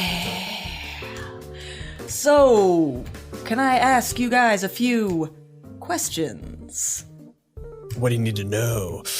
Yeah. Every time someone says yeah, everyone else says yeah. I heard there was a real slick hangout over here. Something where you can hear a couple clucks from a few chickens in the back room, if you know what I mean. Yeah, we've been hearing some clucks. We've been hearing some clucks, some gobbles, and some quacks about this town. You know, the hot goss, the sweet knees. We hear it all around here. Sweet knees. Yeah. Ooh, give me one lick. We got sweet knees from bumbling bees, and those bumbling bees have loose lips, and they're sinking ships, baby, and all those ships are delivering the mail on the iceberg carrier directly from my lips to your ears. Are you ready for it? I wish I was born inside your body so I could have your nugget brain. Baby, I like it. Let me tell you, I've been listening into this here whippersnapper to my right. I say whippersnapper because it's a deliberate affectation, not because I'm old. Yeah, this whippersnapper, I've been checking out his log books, and you know what happens? They're planning something tonight at sundown. When the Dan Orr Project starts playing, and the people start swaying, and the butter starts melting, and the butter starts boiling, there's gonna be a ritual right here. Ooh, they did say butter boiling? Ooh, the butter's gonna be boiling. Thank God we're not lobsters, you know what I mean? We're gonna be over here steaming in our oil, just having a grand old time. But somewhere out there, there's a lobster scurrying away. Baby. The fact that both of you are doing full body rolls while you do this. So much missed if you didn't get to see that. You're gonna have to post some of the video from this. I'll get some of the video. Just that clip of the two of you in unison. You dancing. Hey, Crunchy One, can you point me the way to that fat stack of chicken fat back building? The building where the chickens are? The building where the guys... What we were just talking about. Ooh, short stacks, you've been out in the world too long. You're losing your fly accent. But yeah, you see that Kentucky Fried Cold Brew building over there? They're keeping the butter in there, but be careful. And he points out to a large, what looks like an HVAC unit. But you look over and you see there's actually two of them. One of them is whirring, and one of them is suspiciously quiet, and also has a bunch of vats of water or some kind of liquid essentially shoved into various ports. All of the liquids are glowing this weird swirling purple, yellow, viscous color. All of them tornadoing inside of their 2-liter bottle type things, despite not really going anywhere. These liquids are moving within these vats on their own in this machine connected to this refrigerated building. He goes, watch out for that. When the sun goes down, baby, we're gonna press that button and yeah, that blood is gonna boil. That plint's gonna bubble. And baby, those chickens, they're gonna be cows. Ooh. ooh. Don't confuse my oohs with pleasantness. I am deeply disturbed that you know all of this information. How did you become privy to such controversial shias? The nuggets know all. I keep my ear to the grindstone, my nose to the road. I'm everywhere, I'm nowhere. We are a hive mind of nuggets, baby. Join us. I wish I was born inside your feet so I could feel your nugget toes. Ooh, they're wiggling. See you later. And you like backflip out of there as we fly back into the refrigerated building. As Minerva and Peep are looking into this building, as these 3 boiler suit workers have these eldritch tentacles whirling into this plinth. They seem to be like motionless, like almost like in an off position almost. And these tentacles are just wiggling inside of this plinth, disappearing seemingly like deeper and deeper inside, though not coming out of the other side. I just want to tell you one thing before we move on. You're a Peking duck.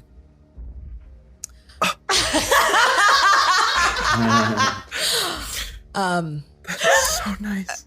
How long have you been sitting on that one? A while. It's okay.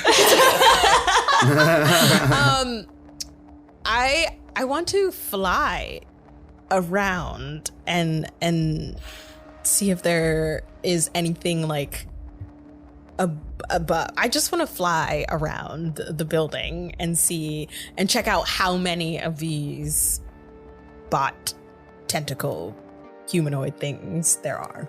Okay, you open up your normal eyes and you see, as you open up your normal eyes, the tentacles seem to disappear. Like you're only able to see them with your third eye. Go ahead and as you take off with your lovely duck wings, you kind of like waddle in that weird duck way when they start flying and then begin to fly around the interior of this building. You close your eyes as you glide, open up your third eye to kind of get a big view of this area. Go ahead and make a roll for me. 2, 3, 6. 2, 3, 6, that's success. You see this plinth with these 3 kind of inactive people, all with their tentacles wiggling into it. They don't seem to notice you as you fly around. They seem to be essentially like not paying attention to anything other than this plinth. But as you fly around, you see something that surprises you, which is you've been inside buildings before. You've like set up shop to do fortune telling inside of various barns and stables, and every now and then inside of like a grocery store. But this is a building that is like out in the middle of nowhere. It's all metal, but there is a very intricate and very recently installed sprinkler system all along the top. And as you get close to the sprinkler system, you see coming out of one of the like sprinkler ports is some kind of, as you open up your third eye, some kind of tentacle. And as you fly by, the tentacle reaches out and tries to grab at you. What do you do? I'm going to try to peck at it. Go ahead and make a roll for me. Oh, 222. Triple two is a chicken failure. So as you fly by, one of these tentacles flies forward. You go to peck at it, and as you peck at it, you deflect it, and it hits directly into your third eye, piercing through your third eye. And all of a sudden, for the first time in your life, though you're not blind, you are blind. You can see with your eyes, but not your crucial third eye. Just a normal duck. Can I see that tentacle or no? That just did that to her? Yeah, with your third eye that you're like beginning to learn, you see Minerva flying around and you see her get attacked by this additional tentacle coming out of the ductwork. I think Peep charges forward and says, "I am a Peking duck!" and goes right through like a butter sculpture and coats himself with butter to like lube up and goes for the tentacle. Tries to attack the tentacle that attacked Minerva.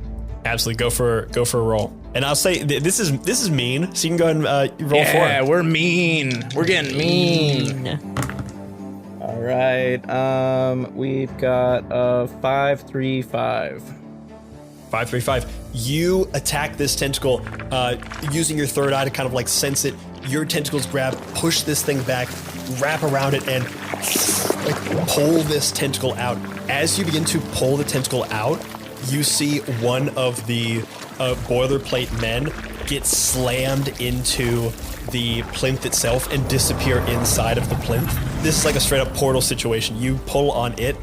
It was attached to one of the guys. It slams inside. As that happens, the other two boilerplate men open up their eyes and tentacles fly out from all ends. After Minerva gets over the shock and pain and distress of losing what is like a limb, she quickly recovers and goes to swoop with her sharp beak to save Peep from getting attacked from behind. Go ahead and roll me a roll. 4-6-2. 4-6-2, that's success. You fly down without any eldritch abilities. You are just a regular duck, but ducks are still mean and they can still do so. Actually, you know what? If you want, go ahead and roll an additional die on top of that. 6. So 4-6-2-6. If you want, you can choose 4-6-6. It would be a failure, but you would regain an eldritch trait. And I would roll for the trait. You would roll for the trait. So as you dive down, you open your beak, you see you're able to sever this tentacle to momentarily like help Peep. But as that's happening, you feel a surge of eldritch energy inside of you. What do you do? I'm gonna roll. Go ahead and roll a d6. It's a 2. Scales. Oh! In this moment, you feel that swell of eldritch energy. You are momentarily distracted as you close your eyes, expecting to be able to use that third eye, not used to it not being there. You close your eyes, puff out, and all of a sudden, scales pop out from you, and some of them begin to fire out like projectiles. Firing, they're like severing limbs of some of the 12 apostles. I shouldn't be saying this on Easter Sunday. Oh no, it's Monday. We're fine. We're fine. Sever some of the limbs of the 12 apostles. One of them buries into the butter on the butter table. A bunch of them fly into the plinth. The ones that go into the plinth just disappear inside of the plinth. And one of them severs the tentacle that was grappling with Peep. I just let out a As you cry out in exultation, you, from outside, Wendy, Papillon, and Dintel, as you guys are standing by the chicken nugget station, Dintel, you're looking at this strange additional HVAC unit that you were pointed out to, and you see this sheet metal box of a building. And all of a sudden, Wendy, I think you are the one who notices this. You guys hear a ding, ding, ding, ding, like a bunch of BBs or bullets hitting metal. A bunch of people kind of look around, but they don't really know what's happening. And then, Wendy, all of a sudden you see shining, shimmering, splendid. You see shining, shimmering, splendid, rainbow-colored scales pierce through the sheet metal and fly out in all directions. You know that something crazy is happening inside of this room, and you know that it is an eldritch being that is doing it. Well, y'all, there's something crazy happening in that building, and it's an eldritch being doing it. She's also... Wait, no, chickens don't have the thing that owls have where they... Like, their heads can go 360, right? No, they have the head stabilizer thing, where you, like, move their body around, their head stays in the same spot. Well, that's... So while she's doing her disco ball thing, it's kind of like a little, body roll situation, and her head is just laser focused. Yeah, your whole body is going crazy, and your head is just exactly the same. Chickens can't really fly that well, can they? They can like hover big jumps a bit. Yeah, they essentially take really nice jumps. She's gonna try to jump off the stage towards Papillon, and it's like, we gotta get over to that building. Papillon, he takes out the rest of the fried Twinkies, puts them on the counter, and then just walks over to where Dontrell and the other chicken nuggets are and scoops them all up and puts them into his flesh pocket, and then runs out. Dintel, you look as you are pulled into this flesh pocket, and for a moment you just see darkness, and then you kind of like blink your nugget eyes, and you see the cosmos in their entirety. Oh my god. Just floating inside of the cosmos. Now, ever after, the beginning of time, past time, you're seeing it all and your eyes are going crazy. It's for sure the ending scene of 2001 Space Odyssey. You are going through the madness. And you guys start booking it towards the sheet metal room, the refrigerated room. I think a combination of Wendy's speed and her scales, which having seen them flown through, she's like, oh my god, maybe I can like control how to shoot them. She's gonna try to like weaken a part of the door and then use her speed to bust through it. I'm just gonna pitch this. If you go into my little flesh pocket, I can maybe squeeze through a crack so we don't have to make a big noise going in. Oh, you're so smart, Papillon. That's real smart. All right, hell yeah. I guess I'll try that. First time for everything, I guess. Grandpa's a cow. Papillon picks up Wendy. He's like, don't touch anything in there. Well, I'll try my best. No, you will. Okay, fine. And then I put Wendy in there and I squeeze through a little crack with my non-Euclidean geometry. Wendy, you go inside this pocket and you are just inside of a sparsely decorated bedroom, sitting on a bed in your current form. All of a sudden you look around and you see yourself, but ancient. And then you see yourself as a baby. And you're just having a conversation back and forth with both your infant self, your chick self, and your fully like Thanksgiving or Christmas Day roast self. You see the entirety of your lifespan in front of you. I think every single one of the Wendy's is just being way too polite. So it's just like a constant rotation of like, oh, hi, how you doing? I'm doing fine. How you doing? Well, I'm doing fine. How you doing? Papillon, you can't hear this, but you can sense it. And it's terrifying to your core. I regret everything. I like open up the pocket and like, hey, Wendy, can you maybe stop talking for 5 minutes? All of the Wendy's answer simultaneously. Okay, sugar. You're so funny, Papillon. Stop saying okay. A more terrifying sound has never been uttered in the history of mankind or of time. Papillon, you begin to squeeze through. As you try to sneak into this area, go ahead and make a check for me. Cool. Can I get advantage for being mean to Wendy? Yeah, sure. Nice. That's roll 4. Take the 3 you want. Ooh. I could get another Eldritch ability, or I can. I'll just. Yeah, it's 3, 4, 6. You slide into this area. You essentially like squeeze your body into a tiny little pinprick that goes through what was a hole for a nail. And as you like form on the other side, you become like one of those forced perspective paintings. And you're just kind of like flattened against the thing, but from a certain perspective, you look like you're there. Minerva and Peep kind of flying around, batting off these tentacles from these two eldritch being things, flying around at you guys. Papillon, you see Peep and Minerva flying around, getting attacked by these various tentacles. Minerva is like firing off a bunch of scales from her body, and in the center of this room, as a bunch of the butter sculptures are being just decimated by various tentacle lashes and scale attacks, in the center there is a plinth, a perfect butter plinth that is being hit by all of these things, but it's just simply taking the damage. Things are like passing through it and are never seen again. Oh my. Hey, you both look like shit. And then Good to see you too. I pull out Wendy and throw her a distance that's like she can't, just an insulting distance away from me. And then just to get her away from you, or are you throwing her into the fray? No, just like away from me. I'm not gonna be a dick. Okay. You guys do still have, because you were successful, you snuck in here. You currently are unseen by anyone other than your allies.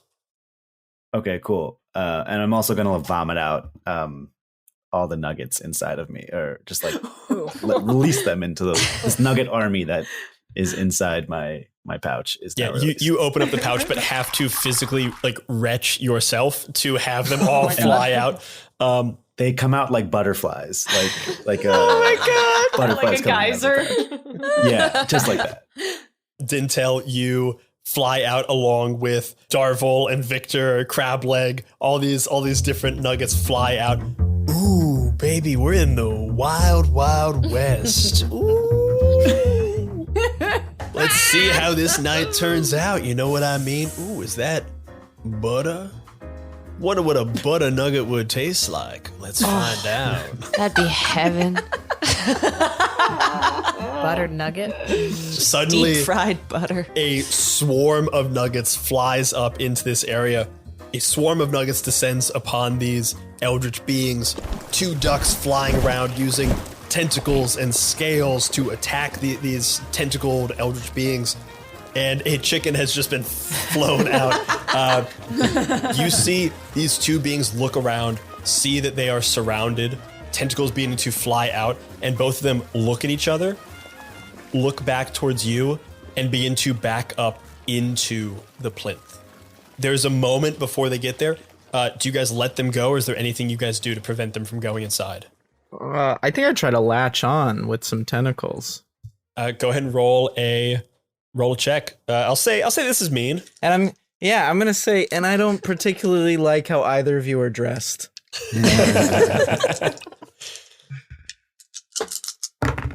We're rocking 4-2-1. 421, you grab onto these guys, and both of them are held in place for a moment. You see these beings have had no emotion on their face, but you see them kind of, their eyes flicking back and forth, trying to figure out, like assess the situation and trying to get out. You don't necessarily see fear on their face, but this is the closest approximation they could possibly have. I wanted to grab Papillon and like try and turn him into a lasso to grab one of the other to like help.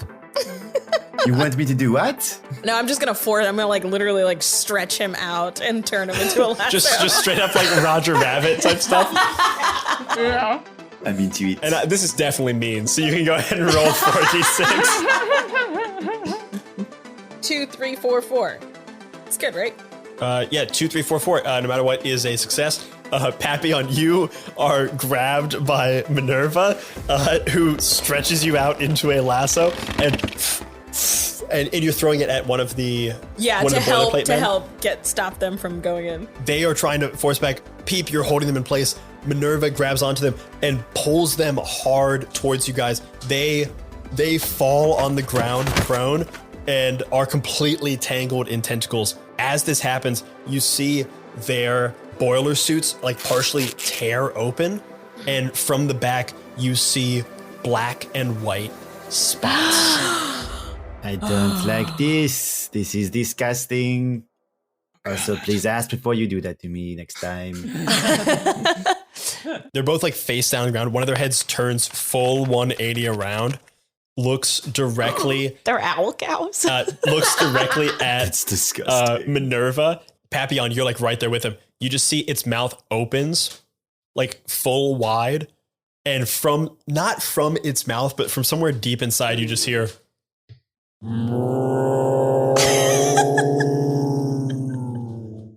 Oh God. Wendy's off in a corner somewhere, and you just hear from a distance, "Oh, my grandpappy's a cow." Do you know him? Wendy, we could use a hand, a feather, I a wing. got an idea. I'm gonna need Dintail and Minerva to help you out, though. All right, Dintail, can you get your army of nuggets to sort of fly all around this plinth?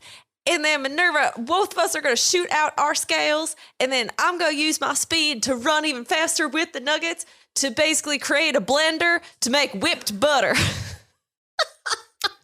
Oh, I want to whip first the of plinth. all, I do not control any of these cats, and they do not control me. So what I'm gonna have to do is float this like a free form session. Give me one word to throw at them. Jive? Ooh, pretty on the nose. But I dig it. Hey, fellas. Yeah? Jive. Did you say jive? EDM nuggets. You see all of the nuggets put on dark sunglasses and headphones, and they all start, like, the nugget themselves starts pulsing. And the nuggets, nuggets are not able to fly on their own, but all of a sudden, like, by pulsing their bodies, the like rippling of the air is moving them around, and they're floating, and they start moving, and as they start going, goes. And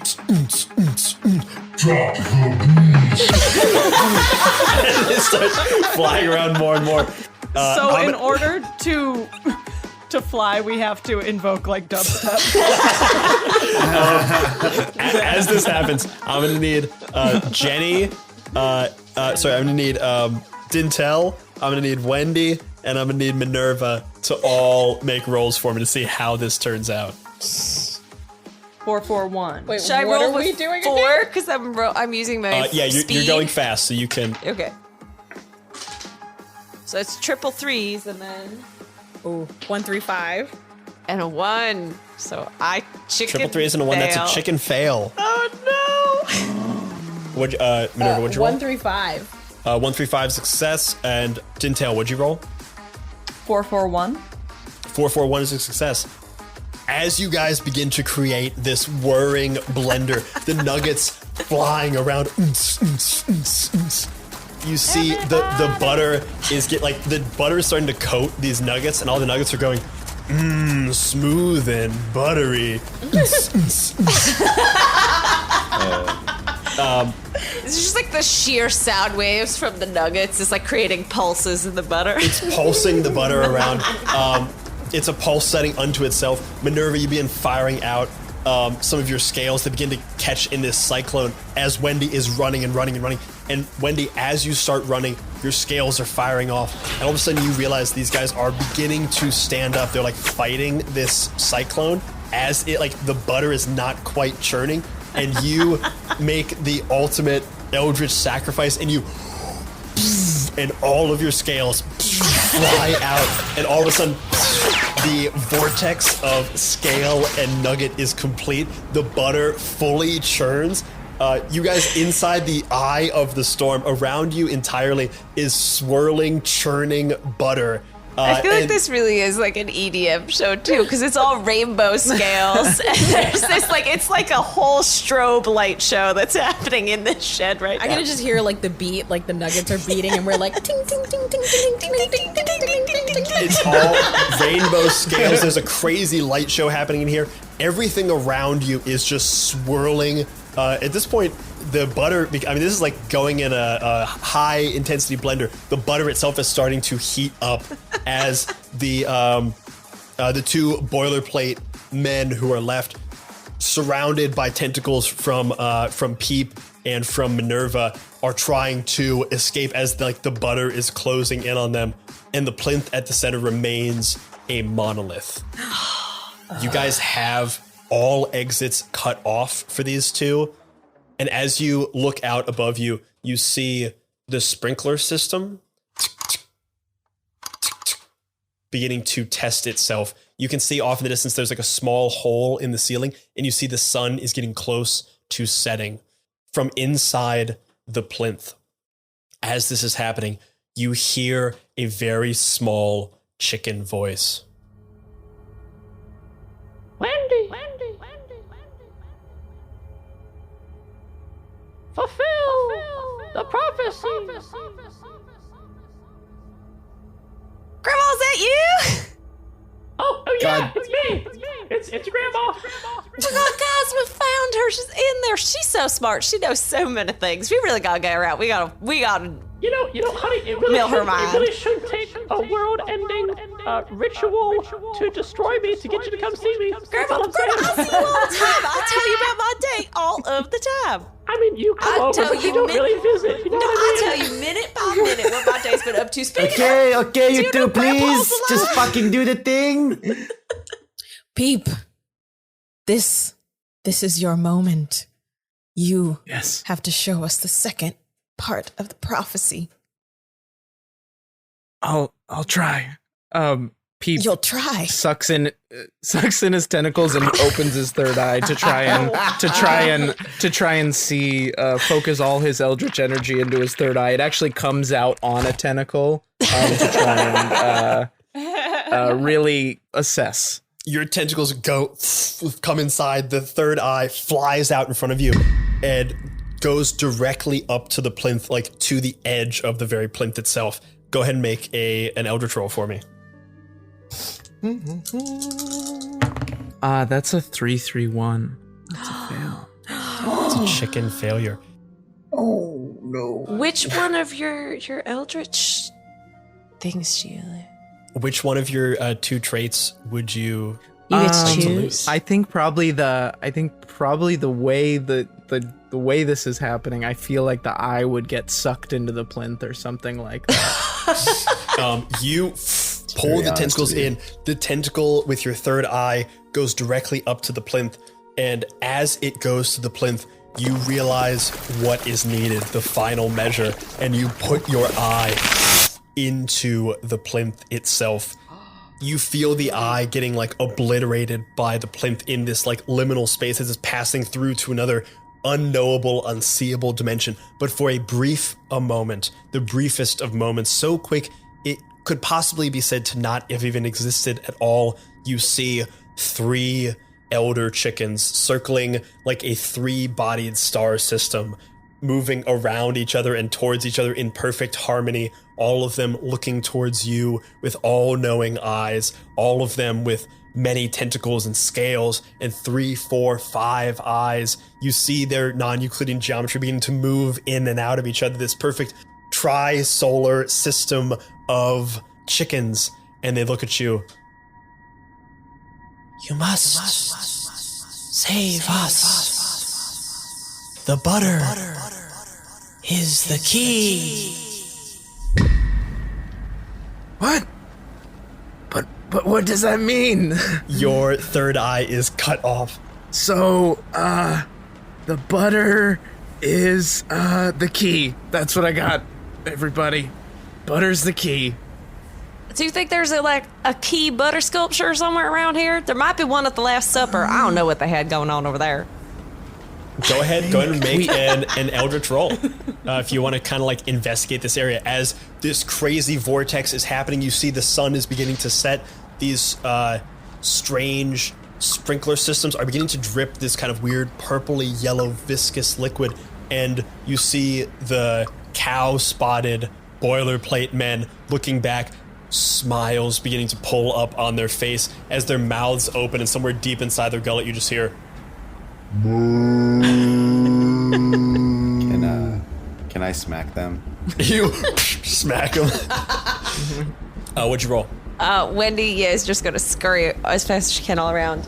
I got a 1-2-5. 1-2-5. You look around this butter. You see the butter circling around this plinth, this monolith, this unmovable, unknowable object. Somehow, these cows have been able to contain 3 elder chicken beings, fully realized eldritch beings. You know that only one thing could possibly overtake such a monolith, such an indestructible thing. To stop an immovable object, you need an unstoppable force. And with a combination of your guys' eldritch powers, you are on the border of creating such an unstoppable force.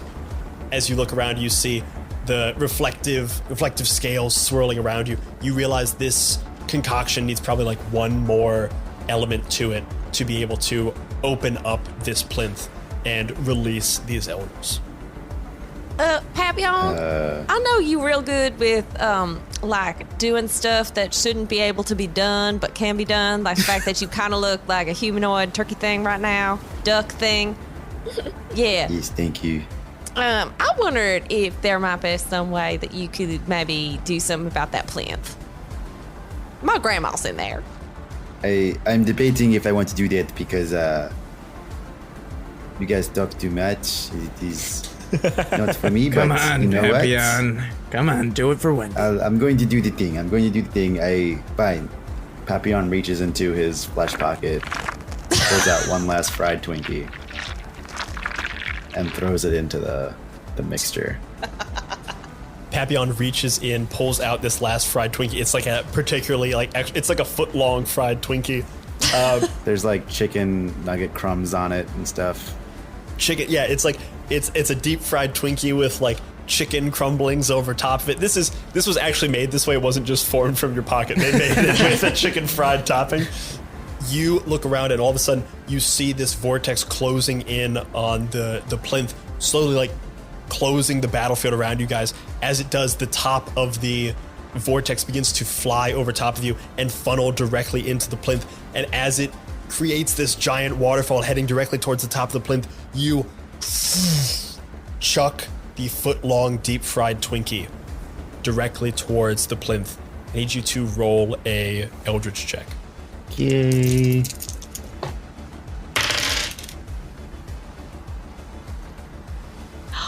Oh no. That's a 4, 5, 6. Oh no! Go ahead and roll on the Eldritch trait table. See what trait you gain. Magic eggs, baby.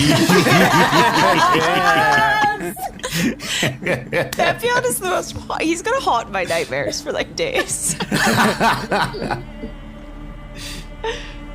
You chuck this foot-long deep-fried Twinkie, the final key to stopping this ritual. You see the cows in slow motion looking at it going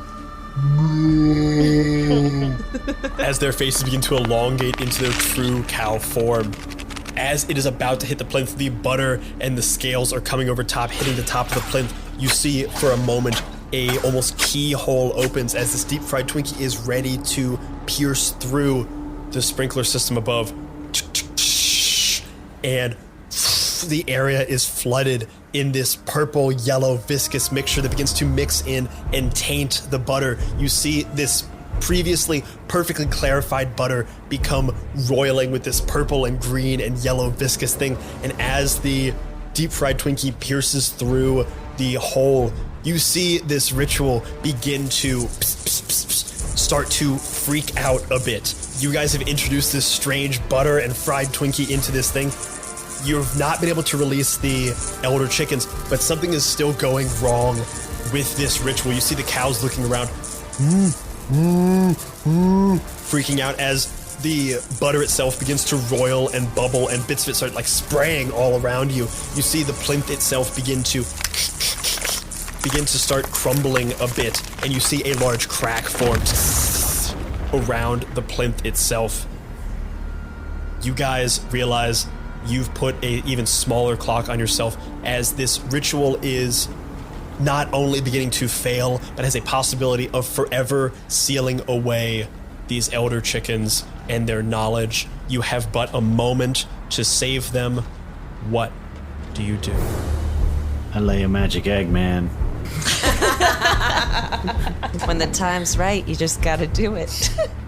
Go ahead and roll me an Eldritch check.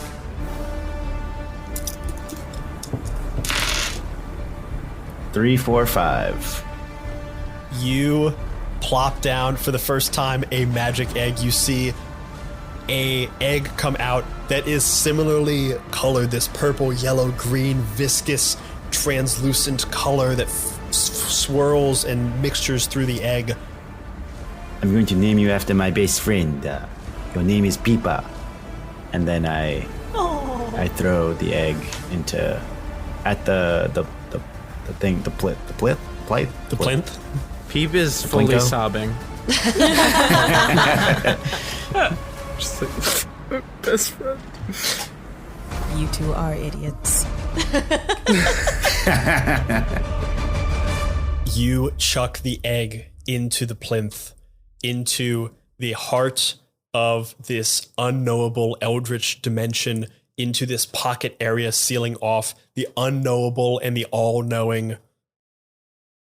You tell me, what happens as this egg enters this liminal space in the moments between a successful ritual and a cataclysm? the egg it begins to shake like it's hatching, and then out of the egg comes literally a tiny version of Papillon, with a cigarette in its mouth. And then it just goes explode, and then it blows up everything. You see this tiny duck figure just take a long drag on the cigarette. Explode.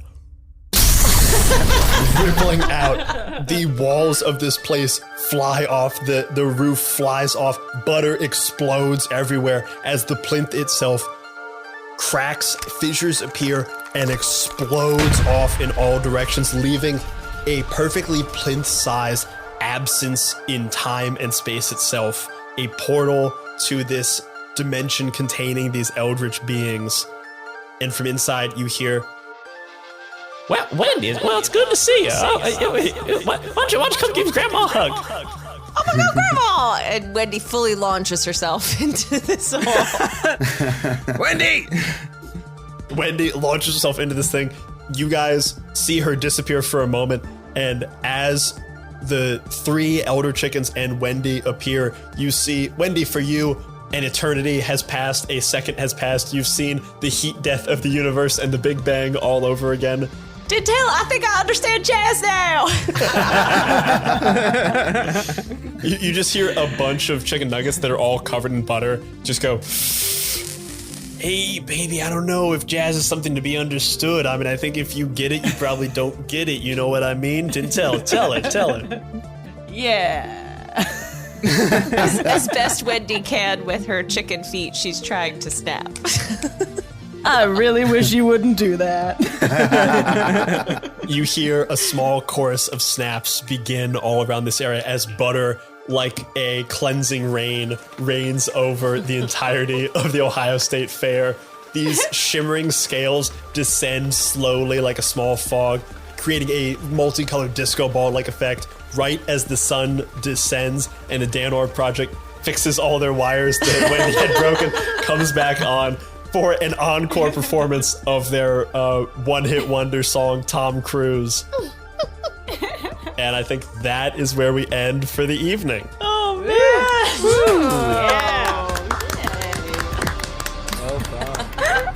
Good job, Brian. With the elder chickens saved, the state fair thoroughly covered in butter, as it should be. I was really waiting for a moment to make a joke about tipping cows, but we never got there. Nice. That was nuts. I loved it. That was great. How'd you guys feel? Seriously. That was very fun. Yeah, it was great. Well done. Great job. Elliot, how'd you feel getting to finally play your game for the first time? It was a blast. Yeah. Loved it. Hell yeah. That is it for part 2 of my first dungeon. Something is wrong with the chickens. Big thank you to Shenuque, Abby, Jenny, Kihresha for playing tonight, and an extra special thank you to Elliot for playing and creating this very awesome game. You can find, actually, you guys want to do a quick go around, tell us where we can find y'all on social media, where they can find you and stuff. Shenuque, let's start with you. You can find me at Shenuque, SHENUQUE on Instagram, or at Fake Shenuque on TikTok. Abby. You can't find me. Kihresha. At redefined by _K or the Pit website for upcoming classes. Ooh la la. Hell yeah. Jenny. Nice. You can find me on Instagram at JKGustaf, GUSTAF. And if you would like any commissions of my art, feel free to DM me. Hell yeah. And Elliot. Yeah, you can find me on Twitter at morebloobs, MOREBLUB. I shouldn't even spell it. You can find me on Twitter at morebloobs, and you can find this game at moreblueberries.itch.io/chickens. Hell yes. And you can find us at 20-Sided Pod or 20-Sided Podcast on Twitter and Instagram, respectively. Please, please, please check out this game. I'll put links in the show notes. Support this game. Buy it on itch. Elliot, how much is it going for? $2.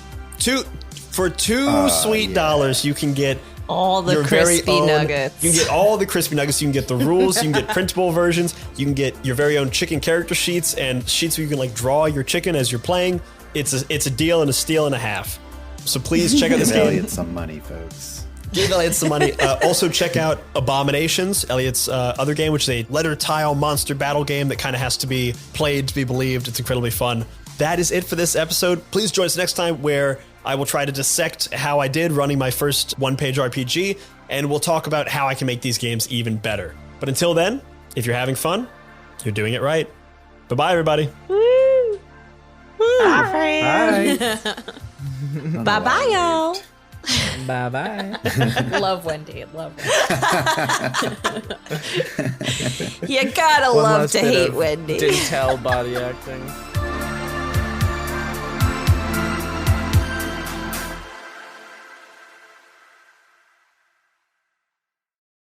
Hey everybody, this is Abby. If you enjoyed this episode of My First Dungeon, you might want to check out some of our other shows in the Fractured Realms. For instance, our D&D actual play anthology show, The 20-Sided Podcast. This season is called Prisoners of the Static, and I play Natasha Bolshakot, captain of the Gilded Ghost. Interested? Check out the trailer and tune in every Monday for brand new episodes. Bye-bye! If you're hearing this, that means you have listened to every last second of this episode, and that probably makes you a fan of this show. Well, if you're a fan and you like what we're doing and want to help others find it as well, then consider leaving us a 5-star review over on Spotify or on Apple Podcasts. Getting more ratings really does help more people find the show, and reading your nice words about the things that we put out into the world makes us feel all warm and good inside, and we want more of those good feels. So head on over to your podcast player of choice and leave us a 5-star review. Thanks.